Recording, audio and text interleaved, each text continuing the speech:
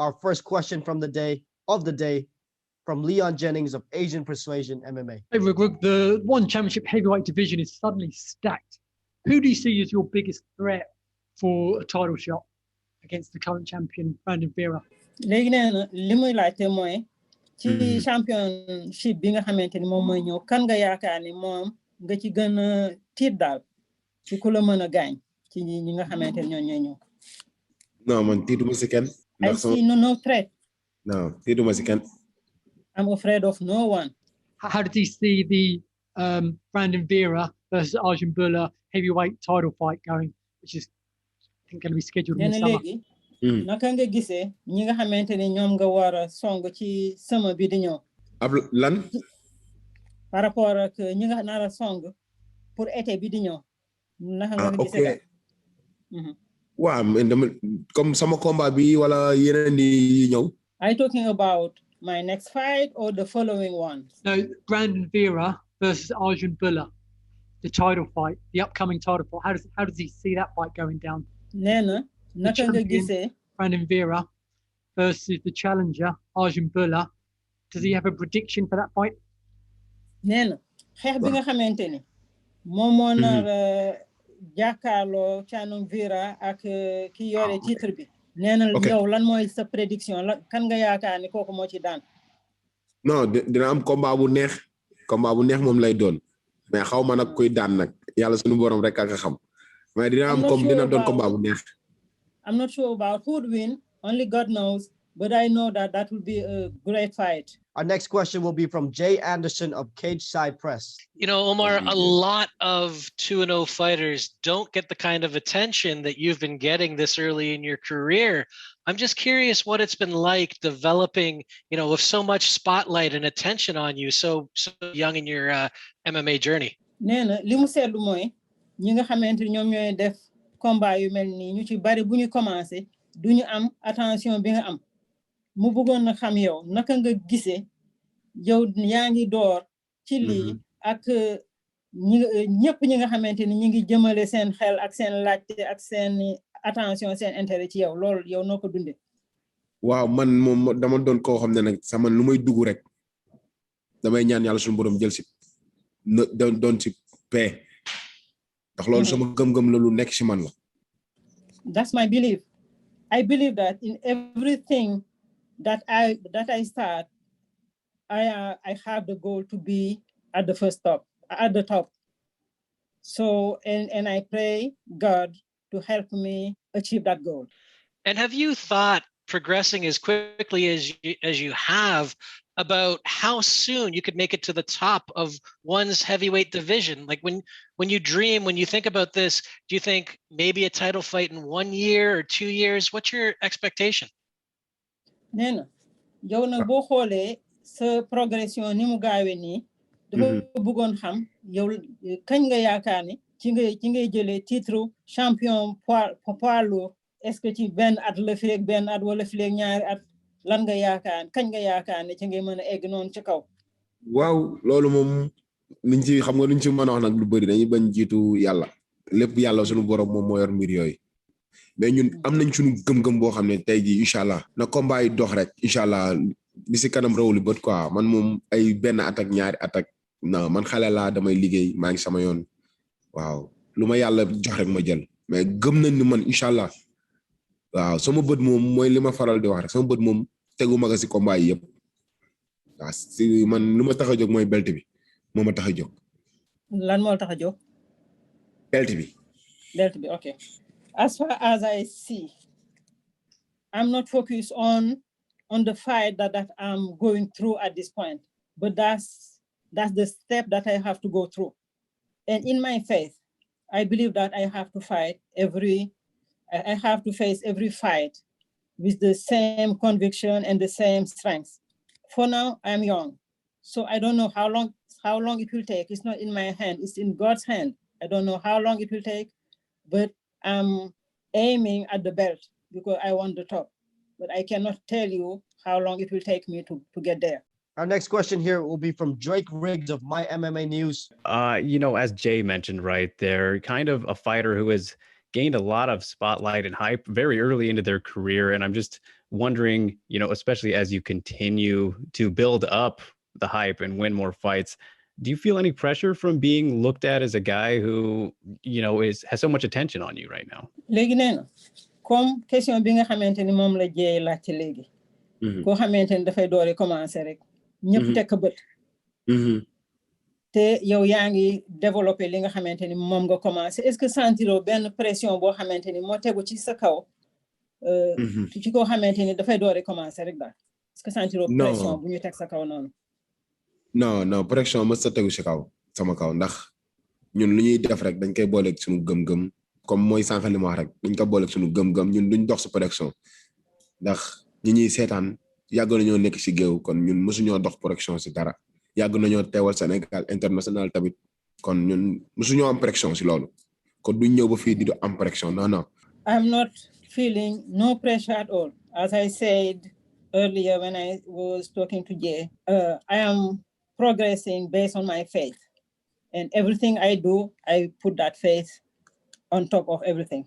And this is not new to me. I have been progressing. I have been fighting all over, even at an international plan for my country. So I'm used to being in the middle of an arena. This is not new, and I have no pressure. I'll be okay. Our next question will be from Dwi Wijatmiko of bolasport.com. African fighters has been dominating in UFC right now with Adesanya, Ngannou, and Kamaru Usman. How do you see this? And especially as your career, yourself career in one championship, as we know that now there are no African fighters who champion in one championship. Nena. Ci championship bi nga xamanteni mom nga nek amon na ñaari beur yo xamanteni africain lañu comme Ngannou ak Kamaru Usman neena nak légui te ci championship bi gisul ben wolof asafula gisul ben africain bo xamanteni mi ngi nek ci tête bi légui yow naka nga gisé lolu. waaw loolu moom lu ma si wax du bëri ndax ñaan naa yàlla suñu borom dem ba téye woon championship doon seen poids lourd dem ba téye woon championship seen beltis poids lourd incha allah te loolu day am bu soob suñu borom ndax ñu ngi siy liggéey gëm nañ suñu bopp xam nañ lu koy maye. As far as I know, I'm praying and I know that I have the faith. I'm praying to one day hold the belt of the one championship.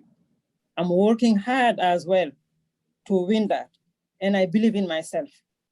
So I know that the African, we don't find them yet, but I will be the one, God willing. How many fights do you targeting to do this year? We know you just made your debut at one championship in January, and now you're fighting again. How many fights do you targeting to do this year? Nena seetlu na ni yaa ngi def sa bëre bu jëkk yaa ngi ko def mois de janvier ñaata xeex nga yaakaar ni moom nga nar a am ci at bi. ci at bi waaw ñu nag waa championship nag dañ xam nga dañoo signé 5 combats. waaw 5 combats waa ci 2 ans de bu ma juumulee 2 ans ak ñaata mois 2 ans ak 3 mois xaw ma yeah mais lépp 5 combats lay doon mais daal ñu ngi liggéey daal incha allah nag. 5 combats ci 2 ans ak 3 mois. waaw mais daal ñu ngi liggéey 5 combats la daal lépp 5 combats lay doon quoi mais ñu ngi liggéey ànd ak sunu staff ànd ak sunu entraîneur lépp lu ñu ci war yëpp ñu ngi koy def incha allah ñaan nañu yàlla 5 combats yëpp yàlla sunu borom may ñu ndam. Okay. For now, I have signed with one championship to have 5 fights in 2 years and 3 months. For now, we're working hard with my staff. We're working hard to make sure that I have the victory at the end of each fight, God willing. Our next question will be from Ivan Stewart of Dugout Philippines. Despite having a 2-0 record, has it ever crossed Oumar's mind that he's now closer to a possible world title shot against either Vera or Buller if he beats his opponent on first day? léegi ñetti xeex yi nga def yëpp danga ko gagné est-ce que mosoon na jàll sa xel rek nii di nga dem ba jàkkaarloog Vera wala am na keneen ku mu tudd. mu ne dinaa dem ba. Okay, are you asking if I would fight with them? Exemple nee na dafa bëggoon xam après ñaari match ñaari bëre yi nga def soo gagné bii di ñëw est-ce que jàpp nga ni di nga gën a jege pour jàkkaarloo ak Vera wala am na beneen tour bu mu wax ñeneen champion yi fa nekk yoo war a xeexal. waaw ñun moom pare nañ ci bépp côté. ñun pare nañ ci bépp côté ñun ku ñu yàlla boole rek ñu jël adversaire bu ñu am rek ñu jël waaw ñun dawuñu kenn tiituñu kenn ay xale nañ dañuy liggéey ku bëgg lu mit nag ku ñeme akara moom il faut nga bëgg kaani nag loolu moom waxu sénégalais la. waxu sénégalais la de okay. For now I feel that I'm ready to fight with any opponent. I'm afraid of no one. I'm shy in front of no one. I'm young and I'm fighting hard. There is a meal in Senegalese culture that needs a lot of hot pepper. So whoever wanna eat that type of meat need to be able to face the heat from the hot pepper. So I'm afraid of nothing and I'm ready. All right. So how do you find Brandon then? Like, what are your thoughts about him in general? Nena.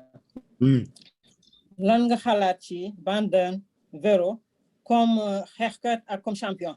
waaw man lu ma si xalaat bëriwul ndax man daal instant bi maa ngi sama yoon maa ngi entraîné man bu ma paree si faat kun ma jox man I don't care ku ñëw baax na. Yeah. Okay. For now, I'm not thinking about him that much. I know that I'm ready to meet anyone. I'm training hard and I don't care. Whoever comes, I'm ready. Next, Simon Romero of Behind the Grid. Can you talk to us about what life was like growing up in Senegal and how you actually came to terms with becoming an MMA fighter from a country like that?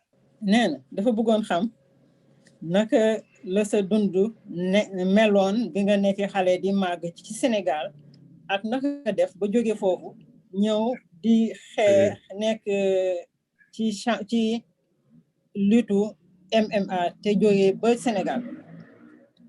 ok waaw Sénégal comme xale la muy def rek tërëri dem jàng bàyyi jàng dem géej bàyyi géej commencé bëre ndax man ëtt bi ma dëkk ëtt bëre la waaw samay papa yëpp doon loon bëre samay maam yëpp doon loon bëre ma ñëw jaar si seen tànk may ma après yow waaw okay.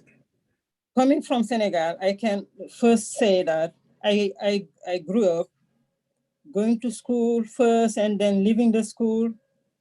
After that, I started very young wrestling because I come from a family where people wrestling, where people were used to wrestle, like my dad and everybody in my family.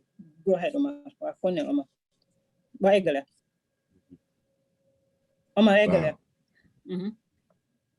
léegi yàlla def ñu commencé bëre man dama doon bëre ñaari lutte muy maanaam lutte sans frappe ak lutte avec frappe lutte sans frappe téye naa ko 5 ans yoo xam ne maa téye titre bi. lutte avec frappe 5 ans. liñ teg Sénégal ma jël 5 ans yoo xam ne non sans frappe. waaw sans frappe. non sans frappe. luñ fa teg si Sénégal ma jël ko. moo ne ma meilleur lutteur def maanaam jël naa meilleur lutteur lu tolloog 4 fois wala 5 fois. may dem équipe nationale di dem Niger ok. So as far as fighting, wrestling, I was fighting without strike and also fighting with strike. For the fighting without strike, I have took the title 5 times. I have been 4 times the best fighter. And I was fighting at the national level as well as the local level too on my continent. waaw bu ñu jógee foofu après ñuy dem équipe nationale di dem drapeau CEDEAO drapeau chef de l'état yooyu yëpp jël naa ko dem équipe nationale capitaine 2 fois dem fi Dosa dem fi francophonie yooyu yëpp ma jël samay médaille lépp mu ngi kër ga mu ngi jógee foofu commencé bëre arène am naa 15 combats arène 0 défaite. 15 combats 0 défaite, ok. waaw bu ma jógee foofu après nag c'est là dem États-Unis commencé dem États-Unis 2016 commencé nekk foofu di entraîner bu ma demee amee combat dem États-Unis entraîner ñibbisi ma pare. waaw léegi ma commencé. taxawal foofu tuuti. ok 2016 nga dem États-Unis. all right. So 2016 laa commencé dem États-Unis. I have also won many titles around West Africa, CEDEAO, CDEAO, the head of states flight. I also won in the Francophonie, the French-speaking area as well. I won many titles in the arena. I fought 15 times, and I won all the 15 times. No defeat. And in 2016, that's when I started going to the USA for my trainings on my continent. léegi bu ma demee commencé dem États-Unis nag laa commencé ci am combat yu mag di bëre ay combat lutte avec frappe commencé ma dem ba lutte avec frappe bi ma bàyyi ma li simple bi ma bàyyi simple bi commencé nag commencé fi ko ci MMA ndax sport bu ma neex la sport de combat la ndax nit ki sport bu doonee sa métier sport boo gis mën nga see mën a dugg boo amee publicité bi quoi. All right.